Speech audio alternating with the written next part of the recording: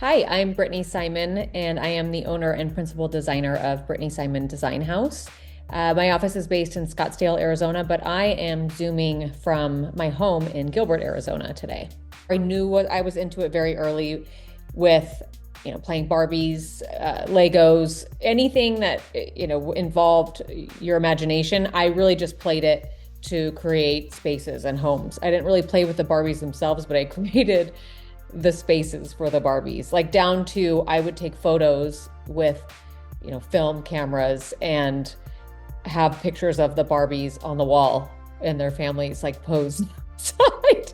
I knew I had the itch very early. And then my dad was a residential developer. So that played into it probably a little bit, where I would go to the job sites and see what he was working on. And that was all really interesting to me, the construction side of it. I thought maybe architecture I might get into at some point. I really loved drawing the outside of houses, and just the whole career and the whole thing about homes and construction and building and design really has always appealed to me. I've been doing design for 21 years now, which is crazy, and time just flies. But I started my business in 2010, technically. So we've been around for a little bit, but I started on like the construction builder side, and because that was when it was really booming in '04 and in Phoenix. And so I kind of started in that end of things, and then became just like creatively unfulfilled, because I would just, people would buy a new construction home in a development. I would help them design their kitchen and baths and make all their interior selections, but I never got to see it finished because I did 3 a day, and so in the height of everything. And so after a few years of doing that, I just wanted more, and I wanted to see a project to the end. I wanted to play with the textiles. I wanted to play with the furniture. And so I eventually sort of left that and opened my own firm without any experience with interior design from a firm standpoint with furniture and that whole side of it. And I've just kind of learned it from there.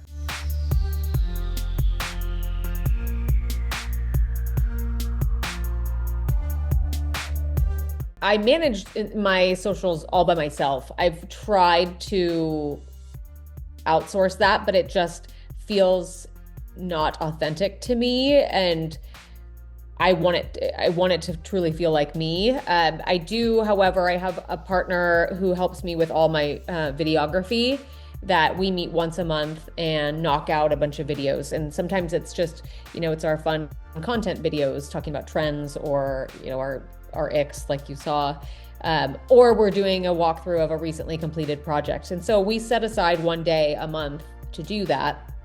And that's pretty manageable for me, but it's the getting on and planning that I need to be better at, and figuring out what to post. But to me, it's sort of just kind of happened organically, and I'll post. I could be better at it, more consistently, but I have a hard time letting go of it because I want it to feel authentically me. We had a client, and this was a couple years ago, and they pushed me. And normally I like to push our clients, and in every presentation we usually have like what I call a wild card option, which is maybe it's not something that they would have ever thought of, and it's maybe out of their comfort zone, but we feel strongly about it. With this one client, it was like they were the wild card for me. And even though we were really going for it with color and pattern and really over the top, they continued to push us. And really every install, I'm always a little nervous, which I think is a good thing, to see how it all comes together. And you're like, man, I really hope this paid off. But this one, I was worried it was going to look like a fun house because we had so many different things going on. And it paid off so big. It's our Trovita Place project, and it's like no other project that we've done, but it is full of pattern, full of color, and it's one of my favorite projects because of that. And I think just, trusting your gut, which I knew in my gut it was working. It just scared me a little bit. I just think when we really push ourselves and we have a client that is also willing to push and go there, that is absolutely where magic happens. And so we made some, big pattern play, color risks in that house, and it like paid off tremendously. And now I'm just dying for somebody to let me do something like that again.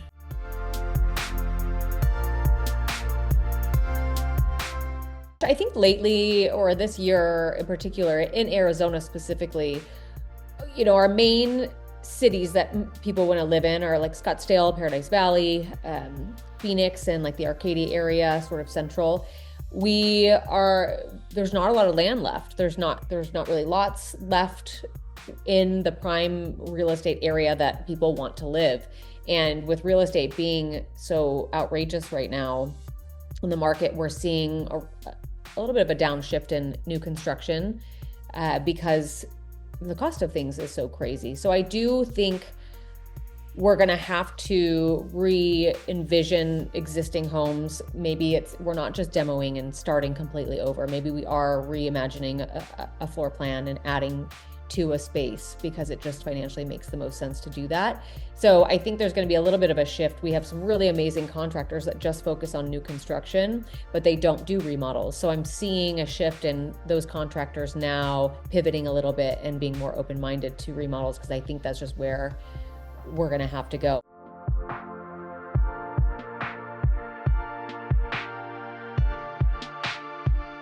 There's so much carbon copy design out there, and it's great for some people, but I think I feel like some people are afraid of expressing themselves in their interiors, and that's a shame for me, because I don't think you should want your house to look like anybody else's. Like, if you can go on Pinterest and find a space and you're like, that's what I want to do, and copy it, it loses a bit of personality, and then it doesn't really tell a story about who lives there. So to me, I just want to really encourage people to, if you're going to have coffee table books on your table, that's great, but make sure they're books that are things that you want to look at.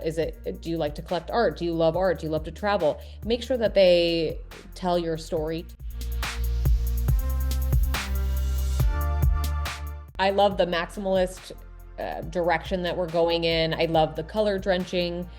I think we in Arizona specifically can get we're a little beige here, which I don't love. I think you can do beige really well if, there's a lot of play of textures and stones and things, and that can be really beautiful. But I do think, like, East Coast, there's a lot more, I don't know why, but I just think there's a lot more maximalist, more color, more pattern. I don't know why it's more accepted on the East Coast than it is, where we are, which I would consider, I guess, more of the West Coast. But I'm loving people taking more risks with the color pattern and the maximalist of play on patterns, and not being afraid to have some things on your countertop and having everything be so perfect and clean.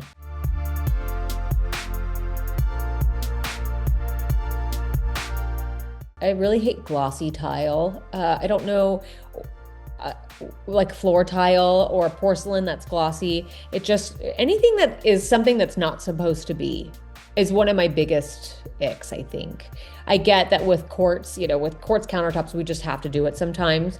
But in that case, I prefer it to be a quartz that's not trying to look like it's a match of a different stone.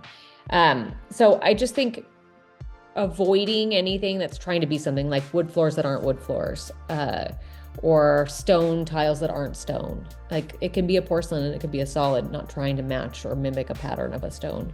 That's one of my biggest things. And the overabundance of gray is still happening, surprisingly.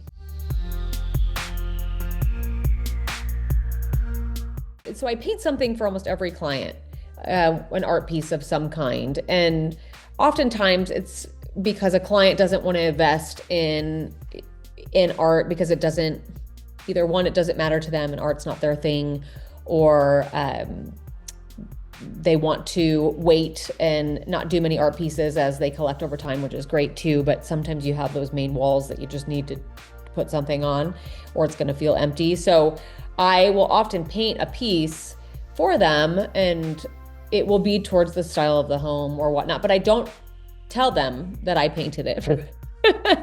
And I don't know why. I think it's probably a little bit of an imposter syndrome thing, where I want to know that they love it first before I'm like, look, I painted this for you. But It's been kind of a fun thing that I've done for the last couple of years now because I just love to paint. My husband and I paint, and uh, it's like a hobby of ours.